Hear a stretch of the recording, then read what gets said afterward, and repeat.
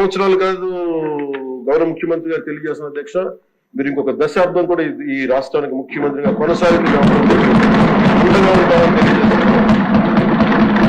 మీరు ఇదే స్ఫూర్తిని కొనసాగించాలని, ఇదే మీ ప్రతిభా పాఠవాలు చూపించాలని మనస్ఫూర్తిగా మేము కోరుకుంటూ, ప్రత్యేకించి సోషల్ మీడియాకి సంబంధించి అసలు ఇంట్లో ఆడబిడ్డలు బయటికి రావాలన్నా కానీ ఊళ్ళల్లో ఈ రోజున ఇక్కడున్న చాలా మంది గౌరవ సభ్యులు కానీ ముఖ్యమంత్రి గాని వీళ్ళందరూ ఎంతో కొంత ఒక ఇన్సులేటెడ్ అధ్యక్ష.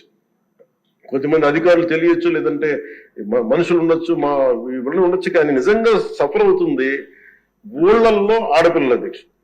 ఈ అలవాటు అయిపోయి, గత ప్రభుత్వం చేసిన అలవాటు అయిపోయి ప్రతి ఒక్కళ్ళు ఒక ముఖ్యమంత్రి స్థాయి వ్యక్తిని బూతులు తిట్టడం, అన్ని తిట్టిన తర్వాత కూడా వాళ్ళకి అలవాటు అయిపోయి ఇంకెవరు తిట్టాలో తెలియక స్థానికంగా ఉన్న ఆడపిల్లల మీద కూడా వీళ్ళు అవాకులు చవాకులు పేలి పచ్చి బూతులు తిడతా ఉంటే ఎవరికి చెప్పుకోలేక వాళ్ళు ఇబ్బంది పడతా ఉంటే బయటికి రాలేకపోతున్నారు. క్రైమ్ మైండ్ సెట్ పెరిగిపోయింది, క్రిమినాలిటీ పెరిగిపోయింది. ఇలాంటి సమయంలో ఆయన ఉక్కు పాదంతో సోషల్ మీడియా యాక్టివిస్టులు అనే పేరు చెప్పుకునే గుండాలకి, రౌడీలకి ఆయన తీసుకున్న చర్యలు, హోంమంత్రి అనిత గారు తీసుకున్న చర్యలు చాలా బలమైన అభినందనలు.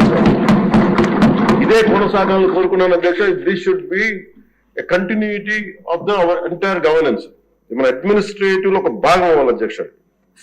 మనస్ఫూర్తిగా వారికి నా ధన్యవాదాలు తెలియజేసుకుంటూ, గౌరవ ముఖ్యమంత్రి గారికి నేను మాటిస్తున్నాను, గౌరవ సభ్యులందరూ కూడా ఇసుక దోపిడీలు కానీ, లేదంటే మేము చేయాల్సిన పనులు ఎప్పటికప్పుడు మీరు మాకు ఆదేశాలు ఇవ్వండి సార్. మా ఆదేశాలు ఇవ్వాలని కోరుకున్నాను అధ్యక్ష. మేము బెల్ట్ షాపులు కానీ, మా అందరి బాధ్యత లా అండ్ ఆర్డర్ గురించి మాట్లాడటం, మా మంత్రివర్గంలో ఏ శాఖ అయితే తీసుకున్నామో ఆ శాఖల్ని సమర్థవంతంగా వారి విజన్ కి తగ్గట్టుగా పనిచేయడం అధ్యక్ష.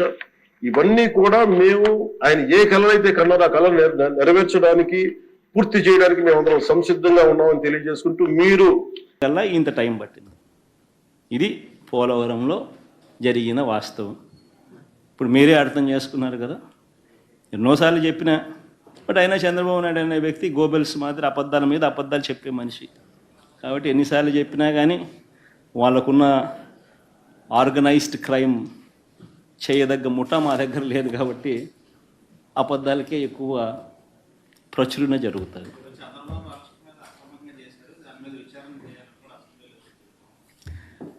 చంద్రబాబు నాయుడు అరెస్ట్ అనేది అక్రమణ అనేది వాస్తవమే అయితే ఈడీ ఎందుకు అరెస్ట్ చేసింది? చంద్రబాబు నాయుడుతో పాటు సహ నిందితులను ఈడీ వాళ్ళ ప్రాపర్టీస్ని ఎందుకు అటాచ్ చేసింది? నిజంగానే చంద్రబాబు నాయుడు చేసిన స్కిల్ స్కామ్ నుంచే కదా ఆ డబ్బులన్నీ వాళ్ళకి పోయాయనే కదా, అది స్కామ్ అనే కదా వాళ్ళని అరెస్ట్ చేసింది. మన డబ్బులకు చంద్రబాబు నాయుడు అరెస్ట్ చేయాలి కదా, డబ్బులు ఇచ్చినోడు ఆయనే కదా మరి.